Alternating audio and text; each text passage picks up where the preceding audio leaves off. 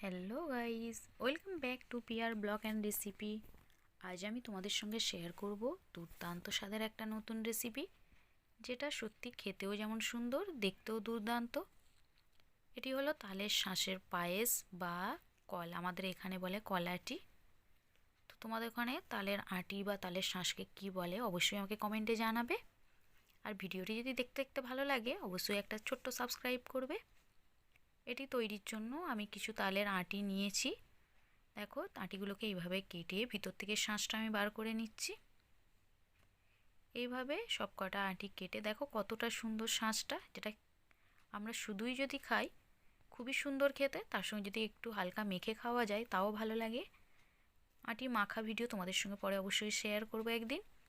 আজ শুধু আটিটা এইভাবে দেখো শাঁসটা বার করে নিয়ে কিভাবে শাঁসটা রান্না করতে হয় সেটাই শেখাবো।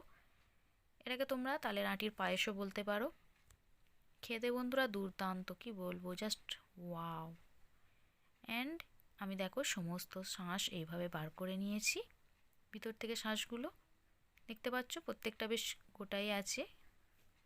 এরপর জল দিয়ে খুব ভালো করে ধুয়ে ফ্রেশ করে নিয়েছি। এবার রান্না করার পালা। রান্নার জন্য দেখো ওভেনের মধ্যে একটা হাঁড়ি বসিয়ে দিয়েছি আমি। তার মধ্যে দিয়ে দিচ্ছি পরিমাণ মতো ঘি, দুটো তেজপাতা, তিনটে এলাচ। এলাচটা দিলে ফ্লেভারটা সুন্দর হয়, তার জন্য আমি এলাচটা ব্যবহার করেছি।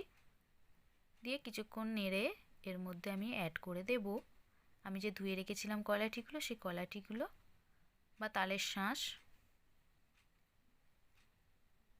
দেখো সেই আটিগুলো এইভাবে পরিষ্কার করে ধুয়ে রেখে দিয়েছিলাম, সেটা এর মধ্যে অ্যাড করে দিচ্ছি। দিয়ে কিছুক্ষণ এইভাবে 2 মিনিট মতো একটু ঘিয়ের মধ্যে লাল লাল করে ফ্রাই করে নিতে হবে। খুবই মজাদার একটা রেসিপি বন্ধুরা, তোমরা দেখতে থাকো। তো একটু ফ্রাই করা হয়ে গেলে যখন দেখবে কালারটা একটু চেঞ্জ হয়ে গেছে, তখন এর মধ্যে আমি অ্যাড করে দিচ্ছি 1 লিটার লিকুইড মিল্ক। লিকুইড মিল্কটা আমি আগে থেকেই জাল দিয়ে ফুটিয়ে ঠান্ডা করে রেখেছিলাম, সেটাই এর মধ্যে দিয়ে দিলাম। একবারে মিল্কটা দেবো না, আমি দুবারে দিয়েছি এইভাবে অল্প অল্প করে। দেওয়ার পর 5 থেকে 7 মিনিট এইভাবে ফুটতে দেব। এরপর দেখবে আস্তে আস্তে সব শাঁসগুলো ভেসে উঠেছে দুধের মধ্যে, তখন জানবে এটি সিদ্ধ হয়ে গেছে। হাত দিয়ে টিপিও দেখতে পারো, দেখলে বুঝতে পারবে। সেই মুহূর্তে এর মধ্যে আমি অ্যাড করে দিচ্ছি পরিমাণ মতো চিনি। আমি এখানে 2 কাপ চিনি ব্যবহার করেছি। আর দিয়ে দেবো অল্প একটু ঘি।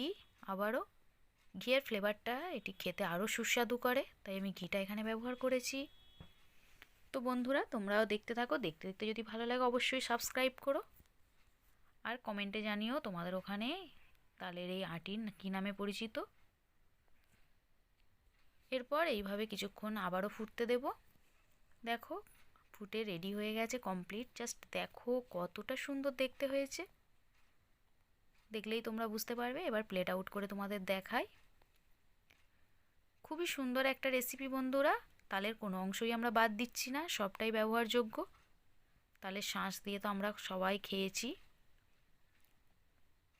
দেখো এই তালের আটি বা তালের শাঁস এই দিয়ে তোমরা আর কি রেসিপি পেতে চাও অবশ্যই আমাকে কমেন্টে জানাবে।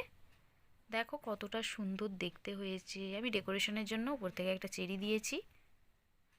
এখানে তোমরা কাজু কিশমিশও অ্যাড করতে পারো, কারণ তালের পায়েসও বলা হয় এটাকে। জাস্ট ওয়াও, দেখতে দেখতে তোমাদের ভালো লাগলে আমার চ্যানেল ভালো লাগে তোমরা লাইক করো, শেয়ার করো বন্ধুদের মধ্যে, আর আমার চ্যানেলটিকে সাবস্ক্রাইব করো। বাই, সকলে ভালো।